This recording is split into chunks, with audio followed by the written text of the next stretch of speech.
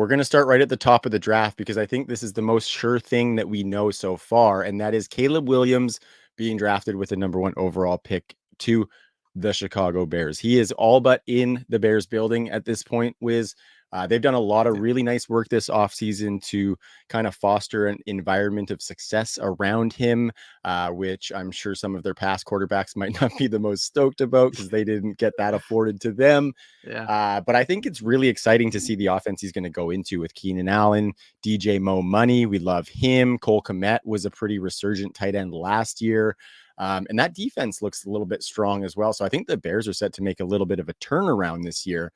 But looking at this offense, we talk fantasy on the Unraveled Fantasy Football podcast. So what do you think, Wiz, Caleb Williams' insertion into the Bears is going to look like in year 1? And what do you think the offense maybe offers for him coming in as a highly touted rookie who's looking to be set up for long-term success?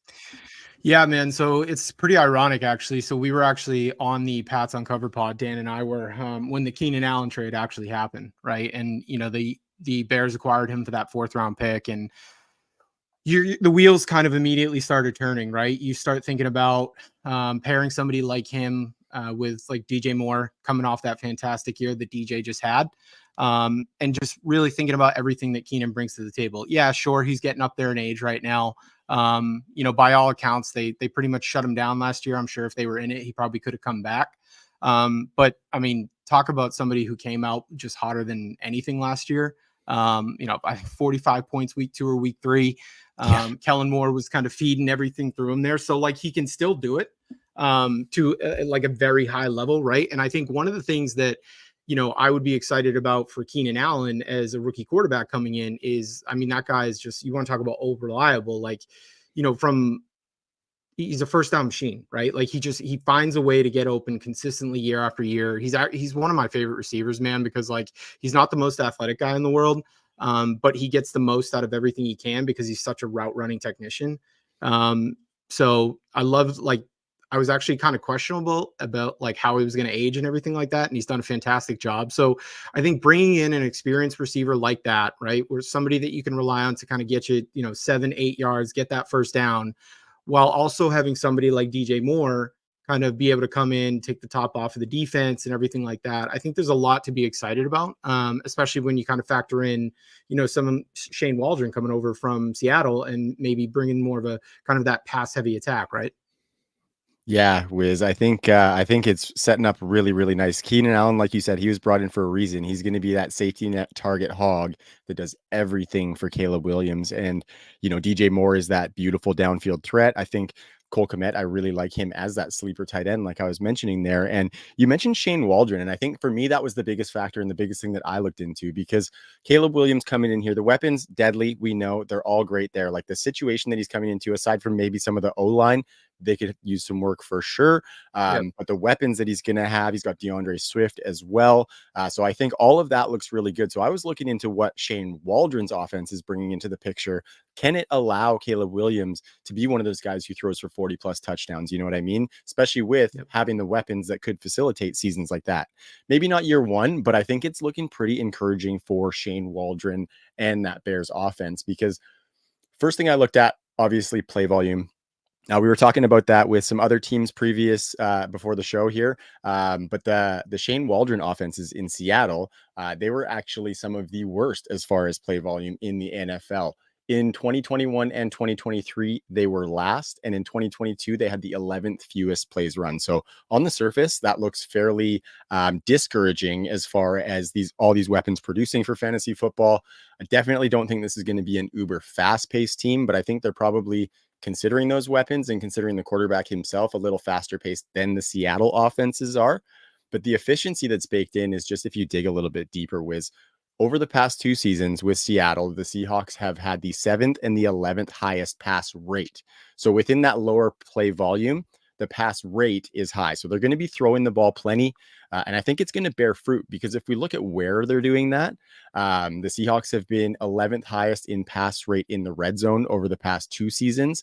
So I think that's kind of conducive for maybe a little bit of floor for Caleb Williams. If he can have some of those red zone touchdowns, I think that's great for Cole Kmet, right? That's going to be where he makes his bread, is getting those touchdowns, because I don't think he's going to be heavily targeted. But then we look at DJ Moore. the deep throw percentage. That's what we want for him, going over top of Keenan Allen. 11th best last year in Seattle.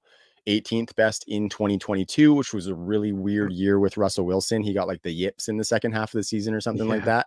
And in 2021, they had the number one deep throw percentage in the NFL at 17.2%, 3.2% higher than the second place team. So I think there are pieces of positivity that you can take out of that for all three weapons. I think we just have to make sure we set those expectations, right? Like, I don't think, Cole Kmet's going to be coming out and having a Jimmy Graham year necessarily or whatever, and I think there are going to be games where DJ Moore is a little bit hit or miss. I think Keenan Allen probably brings the most consistency.